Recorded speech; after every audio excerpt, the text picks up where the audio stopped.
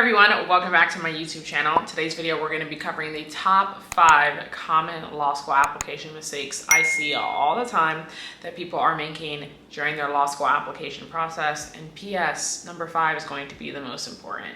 And actually, I guarantee you, while I'm doing this, I'm gonna think of some more. So I'm gonna start off with 5, but let's see how much I end up with, okay? So let's go ahead and jump right into the video. The very first mistake that I just see all the time that majority of people are making, even when I have my clients in my community with me, even when I'm talking to them and I'm telling them and they come to me and they share it or whatever, it's still the same mistake. And that's why I know it's so common, because everyone makes it.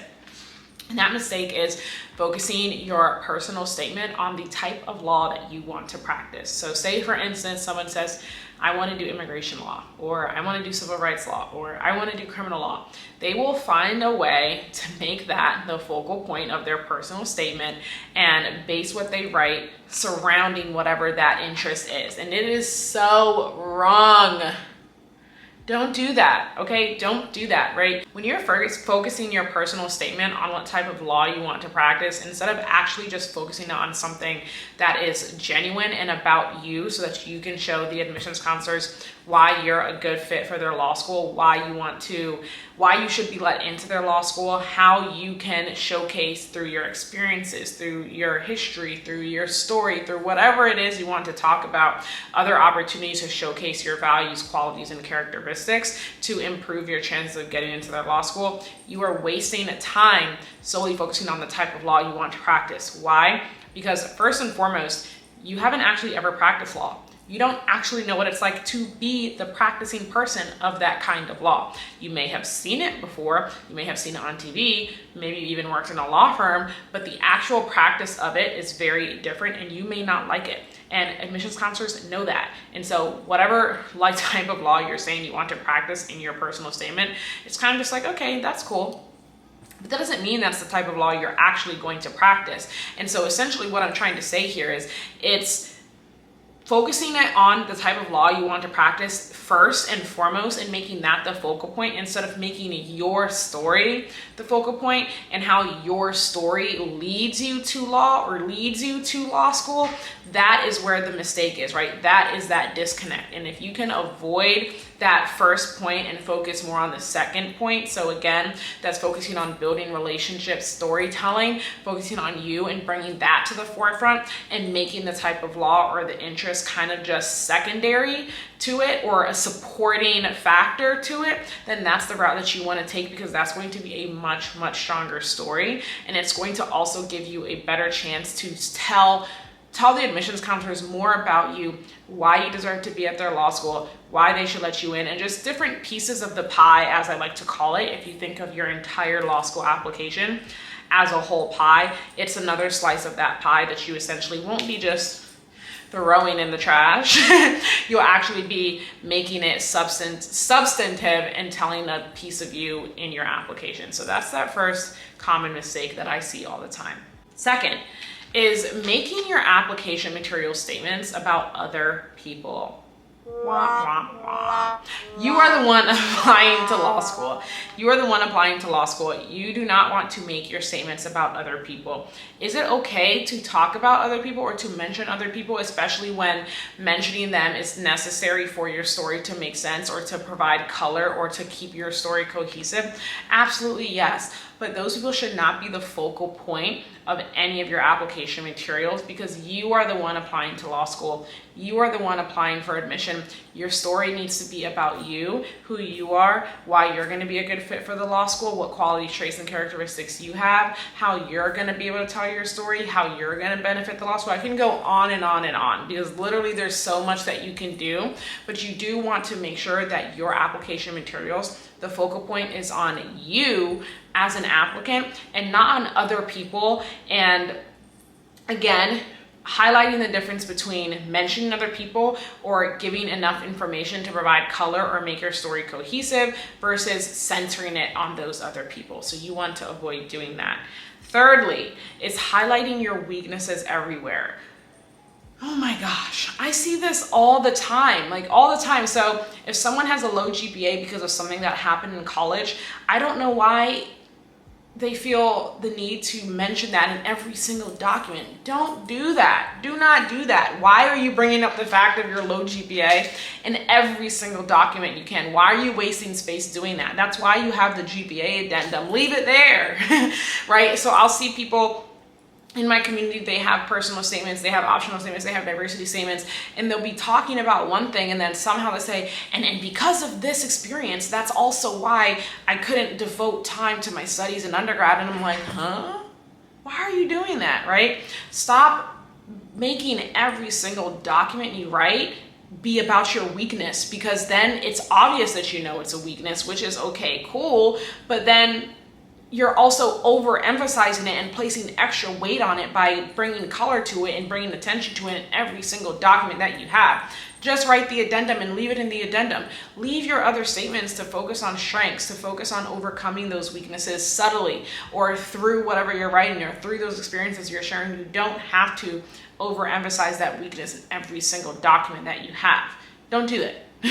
Okay, number 4 is thinking your LSAT is the end all be all. And baby, I can close my laptop on this topic, because the amount of people who have come to me this cycle after applying and not getting the results they want, I can tell you there's so many reapplicants that I'm working with for this fall 2025 cycle. There's so many current law students who have come to me for help, who are starting law school now in fall 2025, who are not who either one, didn't get into schools they wanted to get into, or 2, are not currently at schools they had wanted to get into, despite having high LSATs.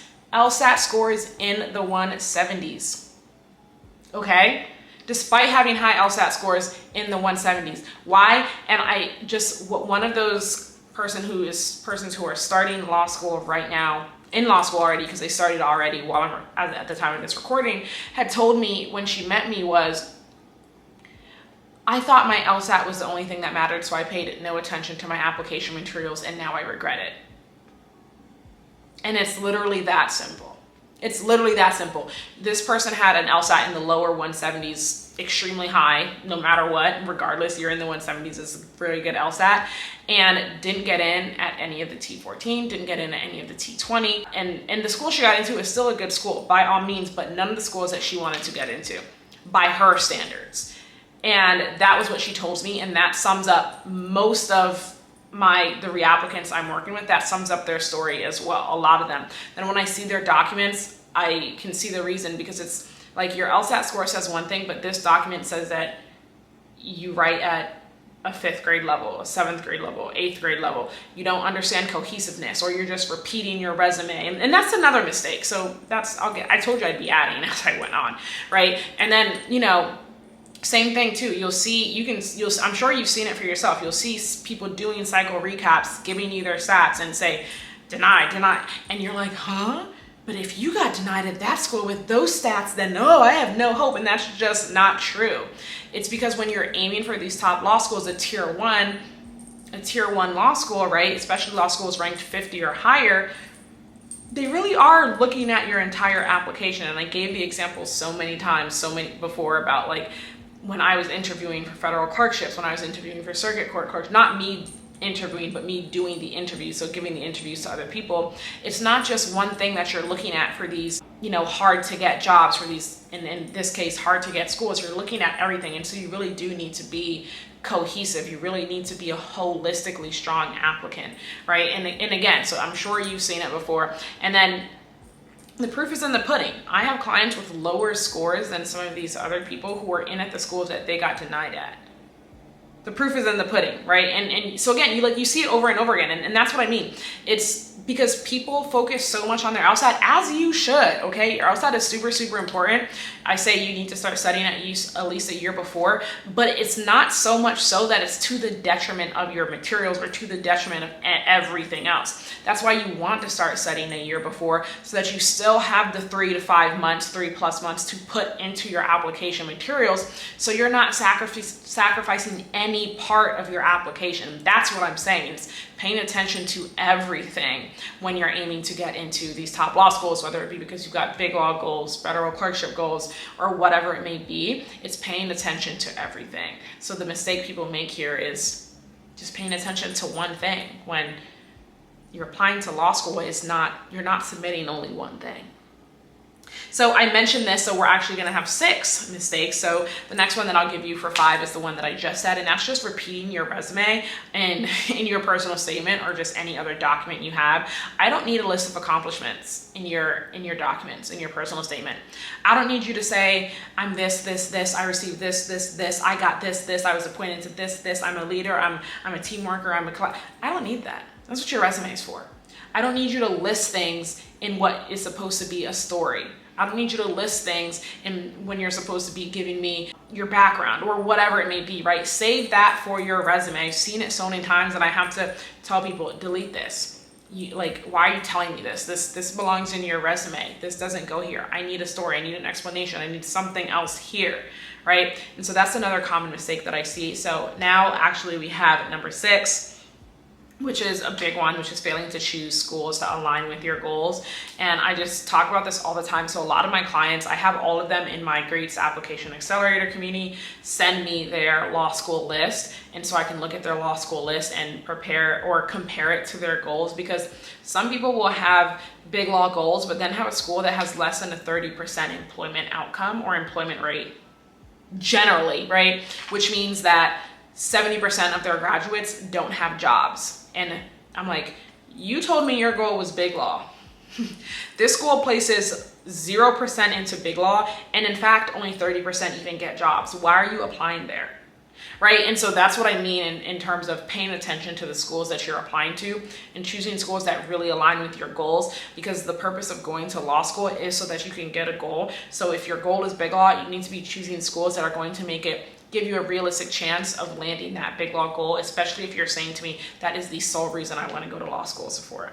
So those are the top 6 common law school application mistakes I see regularly and how you can avoid them. If you guys enjoyed this video, don't forget to like, comment, and subscribe. Leave me a comment down below. Let me know what other kinds of videos you guys want to see. If you're interested in getting coaching from me, you can join or sign up for the waitlist for our Greats Application Accelerator community. That will be in the description box below. So in that community, you get LSAT tutoring, you get coaching calls, you get a law school bank, you get access to all our workshops and webinars, you get to ask all of your questions, literally everything you need to prepare you for the application cycle and for success in law school, you will get in that community. You can access it by going to toppingthecurve.com or just by clicking the link in the description box. Guys, don't forget to follow me on social media at Topping the Curve, and I will see you on my next video. Thank you so much for watching. Bye.